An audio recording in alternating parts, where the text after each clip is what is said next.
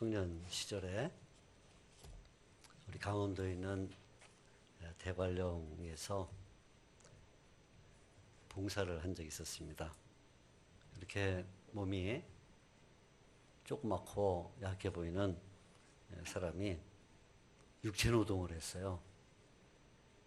땅도 파고 도랑도 치고 지붕에 올라가서 허물어진 기와장도 엮어주고 그런 일을 했습니다. 그러니까 단순히 그런 봉사만을 하러 간 게 아니고 그 지역에 사실은 복음을 전하러 간 거예요. 그래서 봉사를 하지만 어떻게 하면 하나님의 말씀을 전할까 이런 많은 연구를 하는 중에 그래도 집집마다 다니면서 전도지를 주고 그리고는 하나님의 말씀을 전해야 되지 않겠나 이렇게 생각을 했습니다. 그래서 우리 친구들이 모두가 다 나가서 각각 자기가 가지고 있는 그 특기를 살려서 복음을 전했어요. 우리는 늘 하던 대로 종이에 전도지 내용 들은 것을 사람들을 만나면 주거나 아니면 집에 들어가서 전도를 하거나 그러는데 우리 친구 가운데 목소리가 아주 큰 친구가 있었어요. 버스 안에서 맨 뒤에 앉아 얘기해도 맨 앞에 사람이 들릴 정도로 목소리가 찌렁찌렁하고 큰 친구가 있었는데 친구는 동네 구석구석을 다니면서 노래를 불렀어요. 하나님이 세상을 이처럼 사랑하사. 목소리에 개미 목소리 못해서 이 정도밖에 안 나오는데 그 친구는 막 기차 화통 삶아온 것 같은 큰 목소리로 월요일부터 토요일까지 그렇게 전도를 했습니다. 그리고는 주일이 돼서 봉사도 하고 주일 예배를 드리게 됐는데 과연 몇 사람이나 예배당에 나왔을까 생각하고는 교회 가보니까 그 조그만 시골 교회에 사람들이 꽉 들어있는 꽉 차 있어요. 꽉 차 있어요. 그래서 역시 내가 종이 전도지를 주면서 예수 믿으세요. 그러니까 사람들이 감동을 받고 왔구나 하고는 제가 가서 한 사람을 붙잡고 물어봤어요. 어떻게 교회 오게 됐습니까? 웬 청년이 매일같이 동네 다니면서 뭔가 하나님이 멋졌다고 그러는데 도대체 뭔 소린가 알아보려고 왔습니다. 그 옆에 있는 또 한 사람에게 또 물었어요. 그래도 이 사람은 내가 전도해서 왔겠지. 그 사람도 하나님이 세상을 멋졌다는데 도대체 뭔 소린가 좀 들어보려고 왔습니다. 거기 온 사람들 거의 대부분이 우리 친구가 큰 목소리로 부른 하나님이 세상을 이처럼 사랑하사 하는 노래의 내용을 알아보러 왔다는 거예요. 도대체 하나님이 세상을 사랑하셨다. 이게 무슨 말인가? 아마 오늘 여기 계신 분들 가운데 많은 분들이 교회를 좀 다닌 경험이 있다면 누구나 다 요한복음 3장 16절 정도는 외우고 있으리라 그렇게 생각이 들어요. 하나님이 세상을 이처럼 사랑하사. 이 말씀은 잘 아는 것처럼 보이지만 또 사실은 잘 모르는 말씀이기도 해요. 하나님이 세상을 이처럼 사랑하사. 도대체 무슨 말인가? 이 말씀은 가장 먼저 하나님이 어떤 분인가를 우리에게 설명을 해주고 있어요. 하나님이 뭐 했다고요? 하나님이 주무셨다고? 하나님이 밥을 먹었다? 하나님에 대한 이 한 절의 설명은 하나님이 사랑하셨다 이렇게 말하고 있어요. 하나님이 사랑하셨다.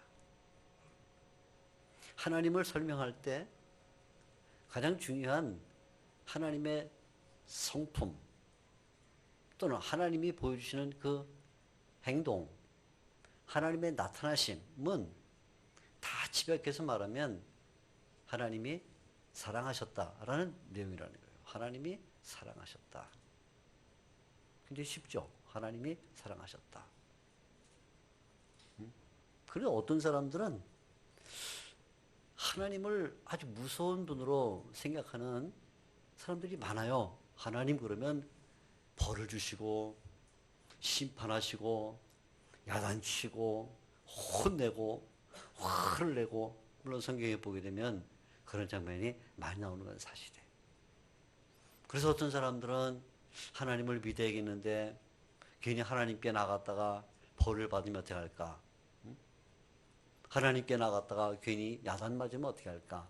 도리어 심판을 받으면 어떻게 할까? 해서 하나님을 믿는 것을 두려워하거나 혹은 오랫동안 기독교 신앙 속에 들어와서 하나님을 믿는다고 말하면서도 여전히 하나님에 대해서는 뭔가 간격을 가지고 하나님께 가까이 가면 굉장한 그 손해를 볼 것 같은 그런 마음을 가지고 일생 동안 신앙생활을 하는 사람들도 있어요.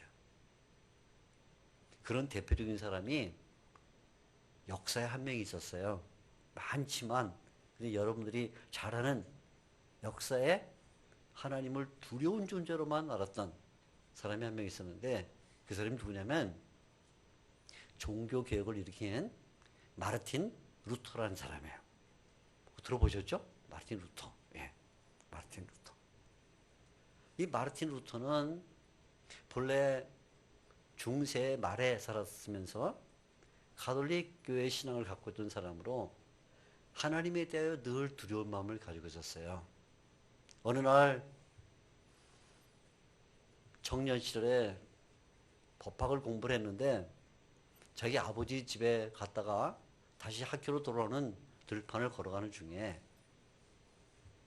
먹구름이 하늘에 깔리더니 전등 번개가 치면서 꽝!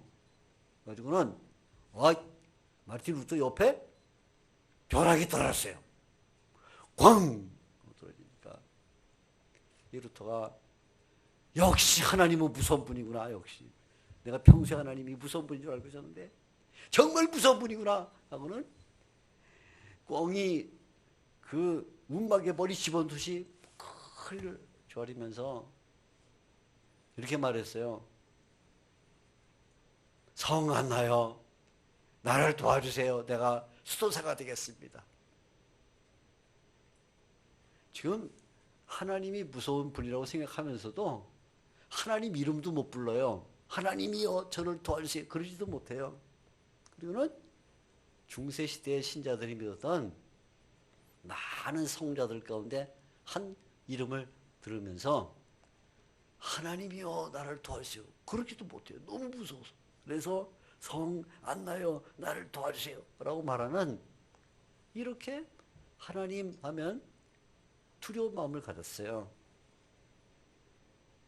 근데 성경은 하나님에 대하여 설명하는 첫 말이 하나님은 사랑하셨다 이렇게 말하고 있어요. 하나님이 사랑하셨다.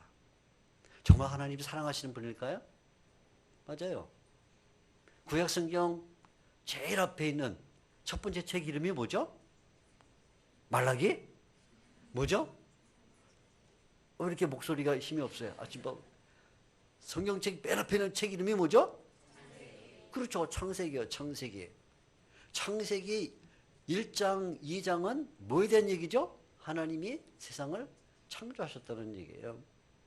그런데 그 창세기 1장, 2장을 보면 하나님이 세상을 창조하실 때 첫째 날, 둘째 날, 셋째 날, 넷째 날, 다섯째 날, 열째 날, 스물째 날 아니고 엿새 동안 천지를 창조하시면서 하나님이 뭘 만드시면 그걸 보고 하나님이 짜증이 나가지고 뭐하러 만들었나. 빛을 만들었는데 힘이 그래한 것이 저게 빛인지 안개인지 알 수 없는, 괜히 만들었나 보다. 하늘에 태양을 만들었는데 저게 전구인지 LED인지 태양인지 알아서 지금 뭔가 이르신 적이 없어요. 하나님은. 하나님은 무엇을 만들지 간에 그 만든 것을 보시고 어땠다 그래요? 야, 보기에 좋구나. 이렇게 자기가 만든 거를 자기가 칭찬하는 걸 뭐라 그러죠? 자화자찬. 하나님은 뭐가 뛰어나시냐면 자화자찬이 뛰어나요. 막 만들어놓고는 괜히 혼자서 기쁘셔갖고 이야 정말 잘 만들었네. 어쩜 이렇게 잘 만들었지? 보기에 좋구나. 만드신 것마다 보고는 그걸 하나님이 좋다, 마음에 흡족하다, 기쁘다 생각한 건 하나님이 무엇을 만드시든 간에 그것을 사랑하는 마음이 있다는 거예요. 사랑하는 마음. 하나님께서 아담과 하와라는 사람을 만들어 놓고도 너무나 좋으셔요. 하나님이. 야 정말 내가 사랑을 갖고 있는데 이 사랑할 대상을 만들어 놓고 그것을 사랑하시는 분. 왜 하나님이 이렇게 사랑이 풍성하시냐면 하나님은 세상을 창조하기 전에 벌써 영원한 세계, 창조 이전에 영원한 세계, 삼일체 하나님, 성부, 성자, 성령 이 세 격이 서로 간에 깊은 사랑의 관계로 맺어져 있었어요.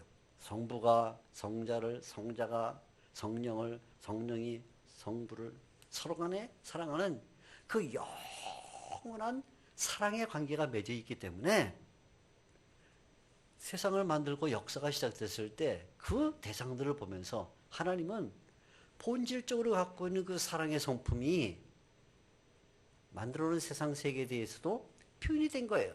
그러니까 만약 하나님이 본래부터 성질이 급하시고 화를 잘 내시고 늘 불만 가운데 계셨더라면 하나님이 세상을 만드시고는 보실 때마다 뭐 이딴 걸 만들었어. 괜히 만들었네. 이러셨겠지만 하나님은 그 본질이 사랑의 성품을 갖고 있고 삼일체 하나님이 사랑으로 엮여져 있기 때문에 세상을 만드셨을 때 그 성품이 표현이 된 거예요. 그래서 보실 때마다 야, 참 좋다 그러십니다.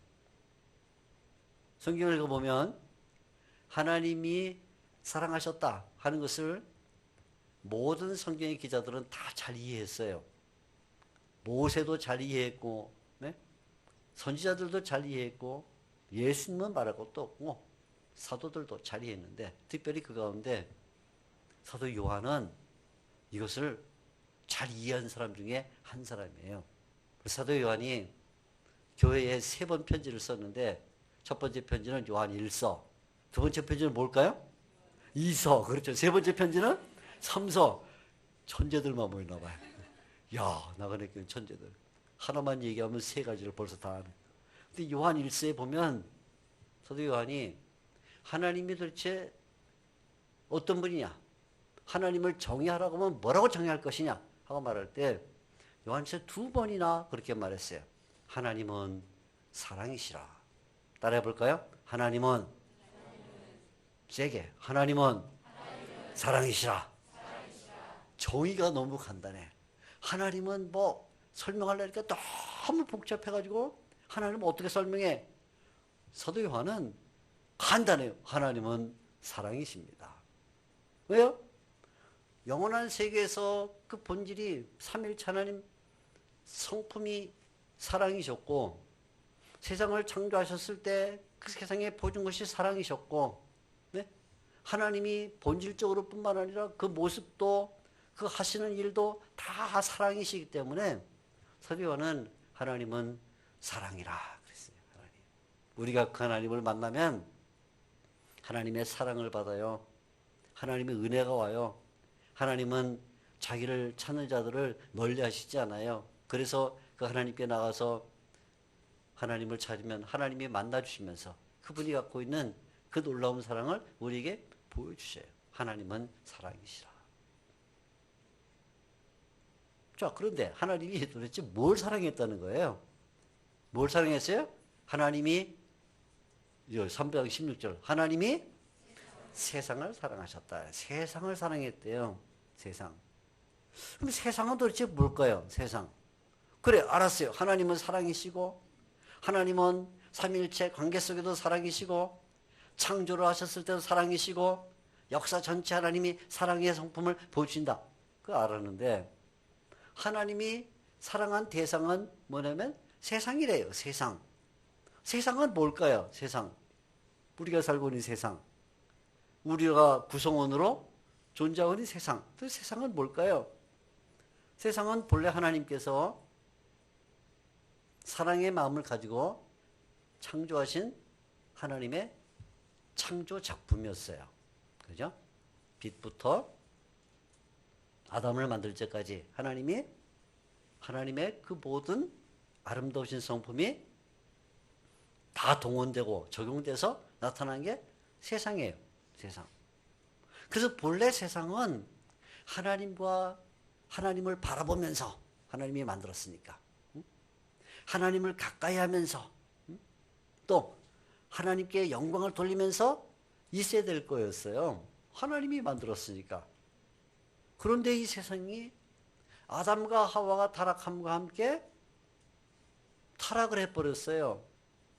그래서 본래는 하나님만을 늘 쳐다보고 하나님께 가까이 가고 하나님께 영광을 돌려야 되는 그런 존재가 세상이었어요. 이런 나무든 하늘에 날아다니는 새든 꼬물꼬물 기어가는 지렁이든 아니면 사람이건 뭐든지 다 하나님을 바라보고 하나님을 가까이 가고 하나님께 영광을 돌려야 될 그런 창조 작품으로 만들었는데 아담과 하와가 죄를 범하고 모든 세상이 타락하면서 어떤 일이 벌어지냐면 세상이 하나님께서 등을 딱 돌려버렸어요. 등을 딱 돌려. 하나님을 쳐다봐야 되는데 하나님을 안 쳐다봐요. 하나님을 안 쳐다봐요. 그리고는 마귀를 쳐다보고 자기의 욕심을 쳐다보고 세상의 물질을 쳐다보면서 하나님하고 얼굴을 탁 돌리고는 그냥 하나님 쪽에는 관심이 없는 그런 모습을 가졌어요.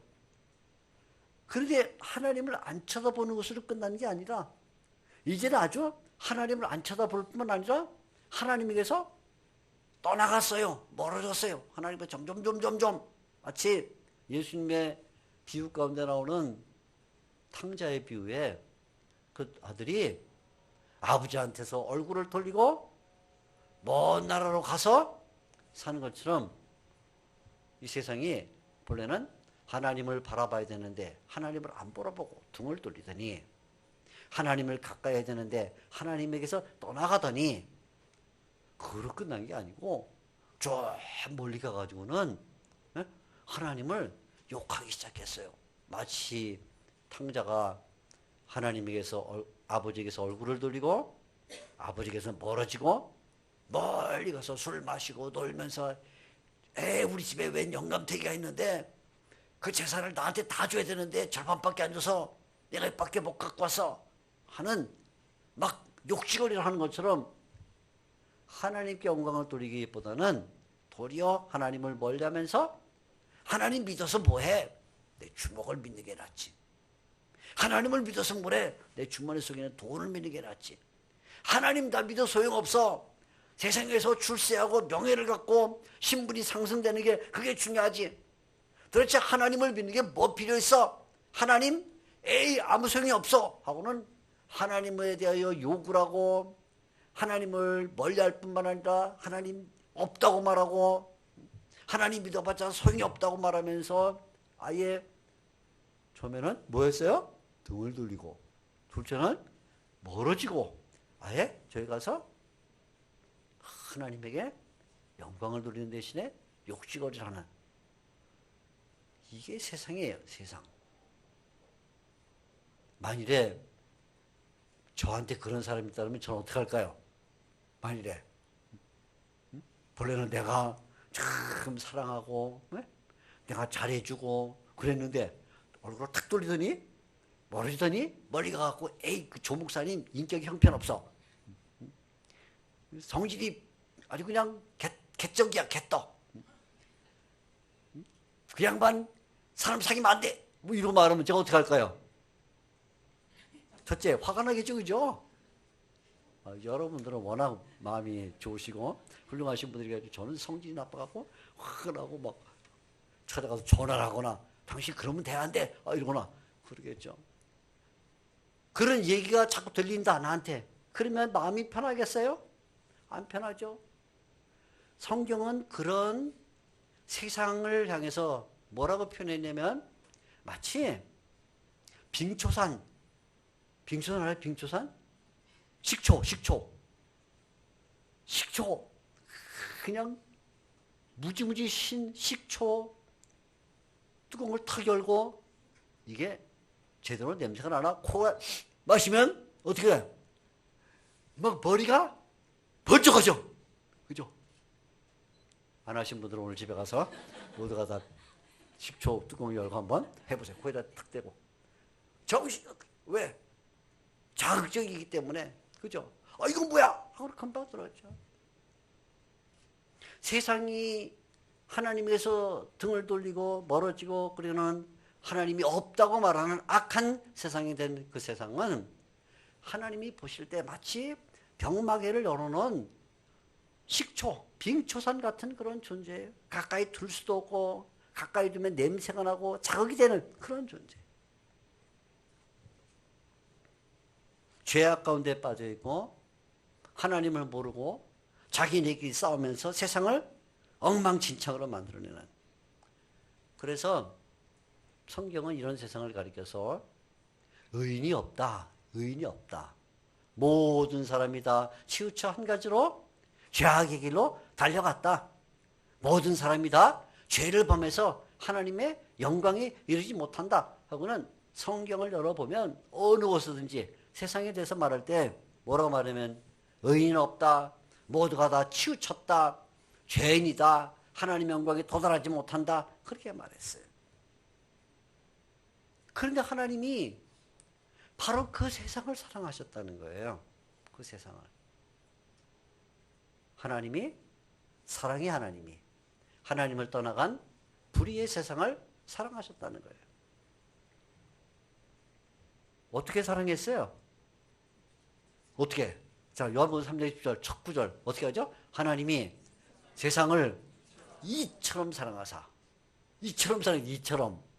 어떻게 이처럼이 뭐예요? 이처럼.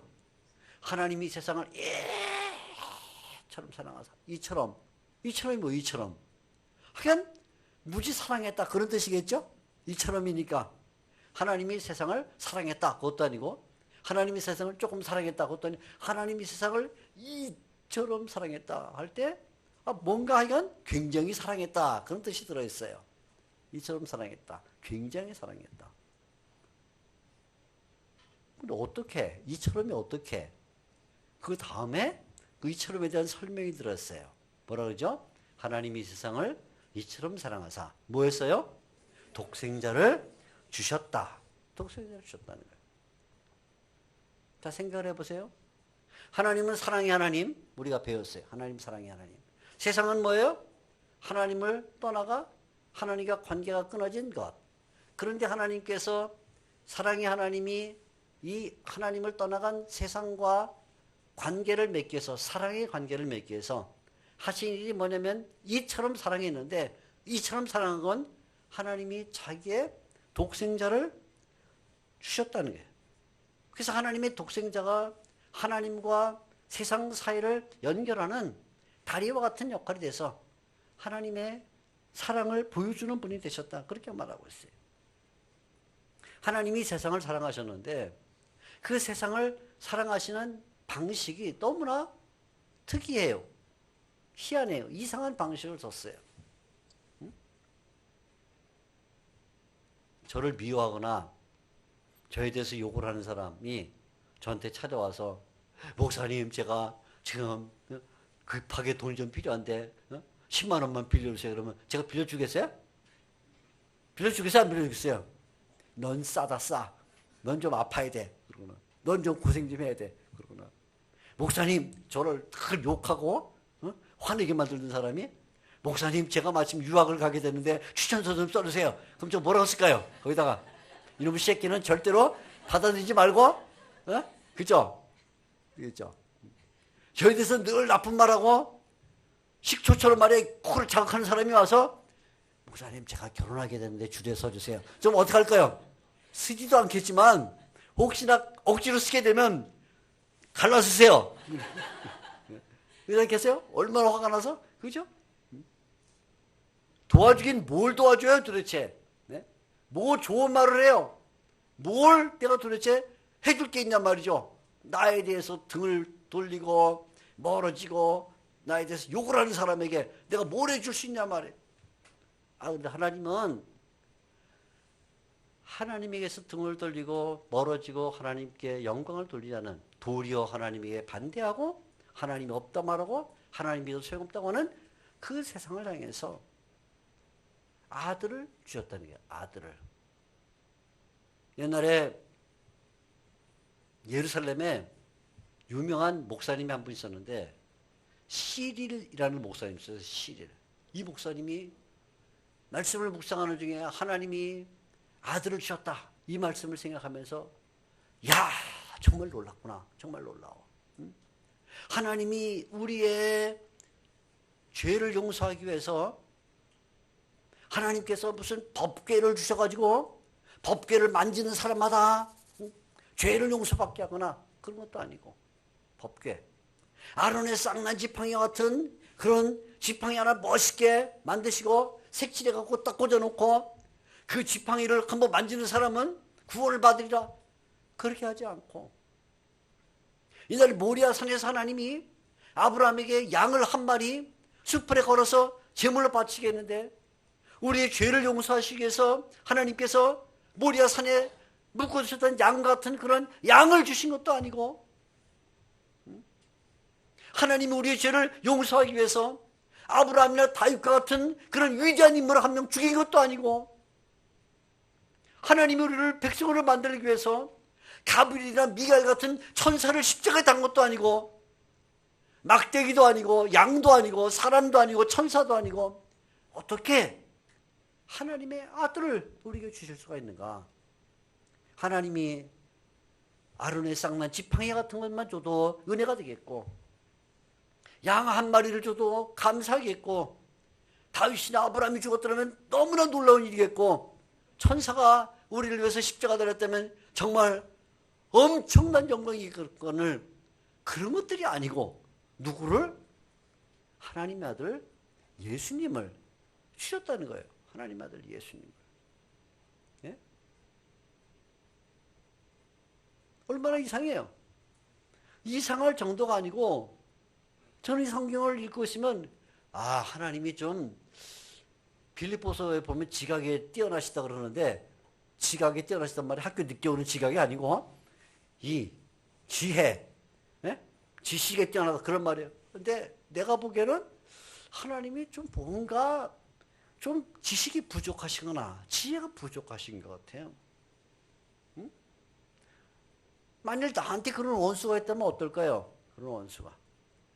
얘기를 한번 드릴게요. 얘기. 네? 우리 집에 어떤 이웃이 살고 있는데 저하고 관계가 나쁘다, 그렇게 생각을 한번 해보세요. 어떻게 관계가 나쁘냐면, 어느 날 집 앞에 제 차를 세워놨는데 이웃집 사람이 제 차 타이어 바퀴에 바람을 빼놨어. 이게 누가 그랬지? 그거 이웃집 사람이고 해놓은 거예요. 세상에 어떻게 남의 자동차 바퀴에 바람을 빼놓을 수 있나? 화가 나지만 좀 참아요. 다시 바람 집어넣고, 그 다음날 나가봤더니 위에서 구정물을 쏟아가지고 막 쓰레기가 내 차에 덮여있어. 이 누가 그랬나? 그 이웃집 사람이 이 해코지 하려고 내 차에다가 쓰레기를 부었어. 우와, 이건 내가 진짜 못 참다. 그렇지만 목사니까 참아야지. 좀 참아. 근데 그 다음날 나가보니까 내 자동차 유리창을 다 깨놨어. 이야, 이건 진짜 내가 도저히 참수, 세상에 이런 사람이 돼 있나? 이거 하나님이 심판하셔야지. 저거 어떻게 이렇게 못된 사람이 있나? 자동차 바퀴에 바람 빼, 쓰레기를 쏟아놔, 이 유리창을 다 깨나? 우와, 하나님이 살아계시다면 이럴 수 없지. 근데 좀 하나님이 살아계셔요. 그 집에 불이 났어요. 여러분 어떨까요, 마음이? 우리 어린이들 마음이 어떨까요? 그럼 그렇지, 하나님이 살아계시구나, 이렇게 나에 대해서 괜히 괴롭히고 속상하게 화나게 했던 사람 집에 불이 나게 역시 하나님 살아계시다. 그럼 저는 구경하러 나갈 때 뭘 갖고 나갈까요? 부채 갖고 나가서 나를 붙이는 게 아니라 그쪽을 이렇게 붙이면서 아 덥다 그러면서 왜요? 악인이니까 나의 원수니까 사랑할 게 뭐가 있어요? 잘 됐다 그러지 않겠어요? 네? 우리도 가만 보니까 동네 사람들이 다 나와서 구경하는데 야 역시 하나님은 살아계셔. 저렇게 목사님 댁을 괴롭히더니 하나님 심판하시는구나. 아, 우리 아들 옆에 놨고 아버지 잘 된 거 아니에요? 그러고 있어요. 근데 가만 보니까 집 안에 그 이웃집 사람이 아직 들어있는 거야. 아직 빠져나오지를 못했어. 빠져나와야 되는데 불이 너무 세니까 나올 수가 없는 거야. 내가 부채질하다 말고 저 어떡하면 좋지? 저 사람이 못 나왔네 이제 보니까. 그러고 내가 옆에 있는 우리 아들한테 야 네가 들어가서 빨리 구해와. 아버지 저 원수 아니에요? 들어와 임마. 아버지 저거 다 죽으면 어떡해요? 빨리 들어가서 사람 구해야 되잖아. 오늘 제가 안 들어가겠다는 우리 아들을 발로 차갖고 밀어넣었어. 근데 그 사람을 밖으로 집어던지고 우리 아들이 다 죽었어. 옆에 구경하는 사람들이 저보고 뭐라 그럴까요? 저 목사님이 기도를 많이 하더니 미쳤구나. 성경을 많이 읽더니 제정신이 아니야. 어떻게 저렇게 바보 같지? 자기를 좋아하는 사람도 아니고 사랑해 준 사람도 아니고 유익을 끼친 사람도 아니고 저렇게 괴롭히고 험담하고 악한 일을 하던 사람을 위해서 자기 아들을 집어넣어 자기 아들을 죽이고 그리고는 그 유치산을 끄집어냈다. 저건 정말 미련하다. 저 목사는 틀림없이 바보야. 저 목사는 저렇게 어리석을 수가 있어? 하나님이 세상을 사랑하셨는데 그 세상은 하나님을 등지고 하나님에게서 멀어지고 또 하나님에 대하여 욕심을 하던 세상에 하나님이 그 세상을 이처럼 사랑해서 독생자를 줬다는 그 말은 하나님이 미련하다는 거예요. 미련하다. 하나님이 어리석다는 거예요. 세상에 정말 어리석어요. 너무나 어리석어요. 그런 바보 같은 짓을 할 수가 있어요. 하나님의 어리석음을 가장 잘 깨달은 사람이 사도 바울이에요. 사도 바울은 고린도 교회에 편지를 쓰면서 고린도 전서에서 이런 말을 했어요. 하나님께서 사람들에게 복음을 전하실 때 하나님은 사람들이 생각하는 지혜로운 방법, 말을 잘하거나 지혜가 뛰어나거나 아니면 수단 방법을 가리지 않거나 한 그런 방법보다는 하나님은 전도라는 미련한 방식으로 사람을 구원하십니다. 하나님은 미련한 방식을 쓰십니다. 또 좀 더 나가면 그렇게 말했어요. 하나님의 어리석음은 사람의 지혜로움보다 지혜롭습니다. 우리가 볼 때는 하나님이 어리석은 것처럼 보여요. 어떻게 원수를 위해서 자기 아들을 죽일 수가 있는가? 어떻게 자기 아들을 죽여서 원수를 사랑할 수 있는가? 정말 어리석지만 그 하나님의 어리석음이 그게 은혜예요. 만약 하나님이 지혜가 많으시고 하나님이 사리분별을 잘하시고 하나님이 모든 것을 다 냉철하게 판단하시는 냉철한 합리성을 갖고 있었더라면 우리 원수인 우리는 다 어떻게 됐을까요? 지금쯤 다 죽었어요. 우리는 이놈은 이 죄, 저놈은 저 죄, 이놈은 이런 죄, 저런 죄 해가지고 우리 가운데 아무도 살아남을 사람이 없는데 하나님이 스스로 미련하게 되셔서 하나님이 스스로 어리석음 가운데 빠지셔서 자기 아들을 주는 같은 그런 가장 어리석음을 행했기 때문에 우리가 살아있는 거예요. 그러니까 하나님의 은혜는 하나님이 어리석다는 데서부터 시작한 거예요. 사도 바울이 알았어요. 하나님은 참 어리석다. 십자가에 돌아가는 어리석은 방식으로 우리를 구원하시는구나. 하나님의 아들을 십자가에 달아 죽이는 그 어리석은 방식으로 우리를 구원하셨구나. 도대체 왜 하나님은 이렇게 세상을 이렇게 사랑해야 될까요? 왜 하나님은 도대체 원수인 세상을 위해서 자기의 아들을 내주는 십자가에 달아 죽게 하시는 그런 사랑을 보여주셨을 거예요. 왜? 이유가 두 가지예요. 왜 하나님이 이런 사랑을 베푸셨는가? 세상을 이처럼 사랑하셨는가? 첫째는 하나님의 아들을 십자가에 달아 죽여야만 우리의 죄가 용서받을 만큼 우리의 죄가 나쁘기 때문에 우리의 죄가 너무나 나쁘기 때문에 우리의 죄가 나빠도 보통 나쁜 게 아니야. 그래서 웬만한 아론의 지팡이를 만져갖고 해결될 죄가 아니야. 응? 양 한 마리 태워갖고 해결될 죄가 아니야. 다윗이나 아브라함이 죽어서 해결될 죄나 가브리엘이나 미가엘 같은 천사를 죽여서 해결될 그럴 정도의 죄가 아니라 우리 죄는 너무나 악질적인 죄예요. 너무나 악질적인 죄. 감기에 걸려보셨어요? 저는 지난 겨울에 감기에 걸려가지고 아주 혼이 난 적이 있었어요. 근데 콧물이 처음에 조금 났어요. 콧물이 쪼록. 병원에 갔습니다. 의사 선생님이 청진기대 보고 하더니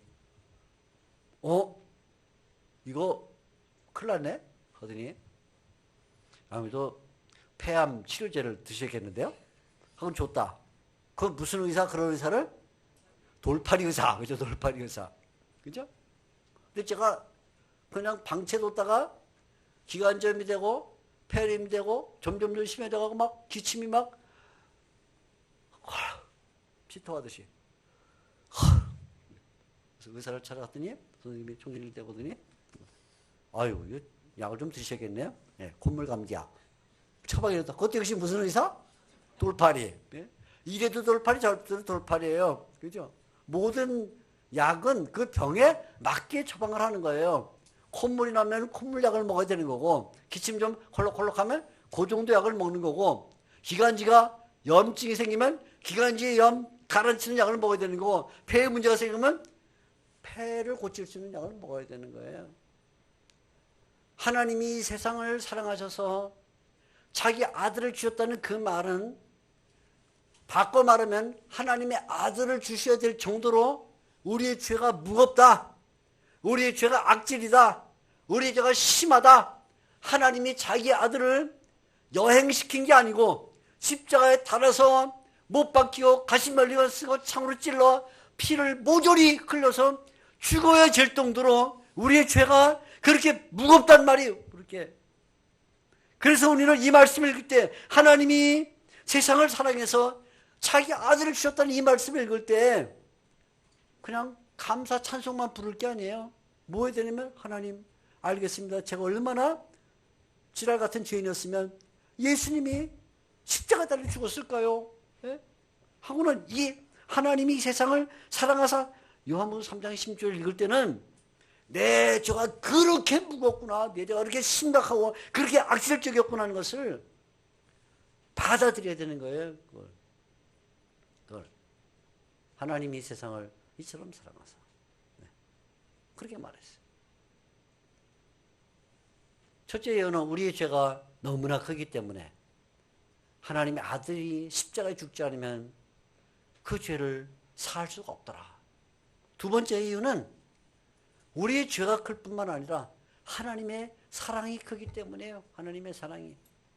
도대체 우리는 하나님을 등지고 멀어지고 하나님께 영광을 돌리지 않던 그런 존재였으니까 얼마나 나쁜 존재예요. 그런데 그것을 사랑했다. 그래서 아들을 주었다. 보통 큰 사랑이 아니죠. 그죠? 성경에 보면 우리 인간들 죄를 져서 하나님을 떠나간 인간들에 설명할 때 여러 가지 설명을 해요. 상한 갈대와 같다. 갈대에도 쓸모가 없는데 상했대. 그죠? 꺼져가는 심지어 같다. 지금 이렇게 전등이 좋은 이때 등불 갖다 놓으면 얼마나 형편없어요. 근데 걔네가 또 꺼져간대. 그죠? 벌레와 같다 그래. 벌레. 꼼지럭꼼지럭. 네? 비 오고 난 날 지렁이 길바닥에 나와서 해 내렸지면 어떻게 되죠? 지렁이 점점 말라가지고 기어가지도 못하고 말라지면 벌레와 같대. 우리 인생을 가리켜서 상한 갈대 같고 네? 꺼져가는 심지 같고 말라 비틀어지는 벌레가 왔다. 그게 우리 인생이었다는 거예요. 그런데 하나님이 그 인생을 사랑해서 하나님의 아들을 주셨대요. 제가 일전에 강원도 가니까 마침 장이 있었어요. 장이. 그래서 장이 있어서 그거 하니까 재미있게 너무 많아. 막 연날리는 얼레부터 시작해서 자치기. 우리 어렸을 때는 뭐 별거 이야 구경하고 다니는데 한 구석에 글쎄요 연세가 한 90쯤 되셨을까? 나이가 엄청 많은 할아버지가 갓 쓰고 도포 입고 또 자병 들고 앉으셔가지고 뭘 팔고 있어요. 뭔가 해보니까 지렁이 말린 거, 진해 말린 거, 그런 거, 뱀 껍질, 뭐 이렇게 좋은 거 팔고 있어요. 그래서 궁금해서 할아버지 이 지렁이 뭐 해줬습니까? 이렇게 단백질이 부족할 때 이걸 삶아 먹으면 어쩌고저쩌고. 진해는 뭐 하셨습니까? 관절염에 좋고 어쩌고저쩌고. 뱀 껍질은 뭐 하셨습니까? 피부 건강이 좋고. 이야, 근데 하나도 믿어지진 않는데, 그렇죠? 그걸 누가 믿겠어요? 할아버지 많이 파셨어요? 아직 하나도 못 팔았습니다. 누가 사가겠어요, 그걸?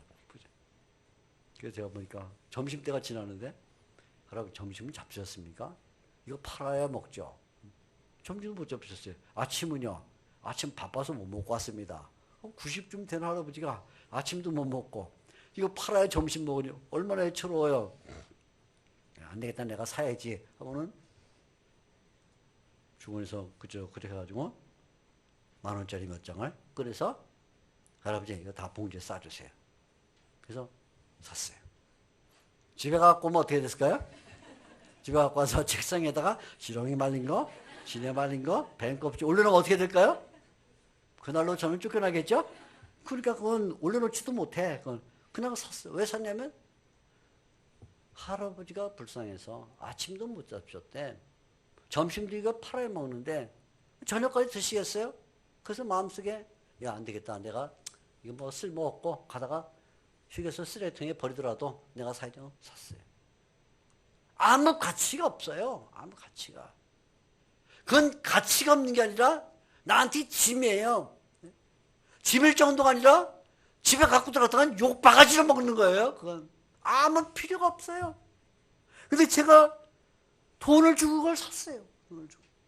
옆에 있는 사람들이 그걸 보면 뭐라 그러겠어요? 바보 같은 목사가 저거 뭐하러 사갈까? 집에 가서 이혼당하려고 사는가? 도대체 뭐하러 살 저거? 끓여 먹지 못할까?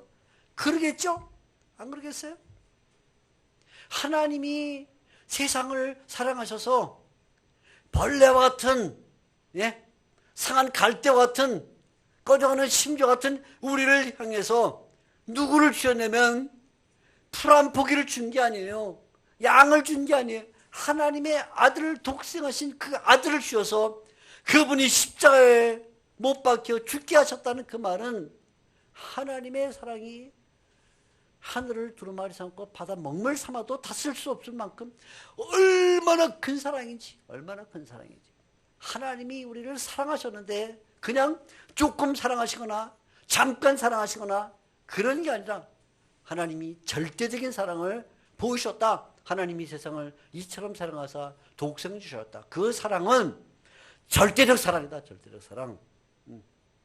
우리가 예수를 믿어서 예수 그리스도 안에 들어와서 이 절대적 사랑을 받고 있단 말이에요. 우리가 절대적 사랑. 그런 이 절대적 사랑을 받고 있으니 다시는 어둠의 자식으로 살지 말아라. 다시는 초라한 모습으로 살지 말아라. 다시는 얼굴 찡그리지 말아라. 하나님의 엄청난 사랑을 받았다. 가슴 피고 당당하게 오늘 목뱀을 당해 죽더라도 주님에 대한 신앙을 고백하며 살아라.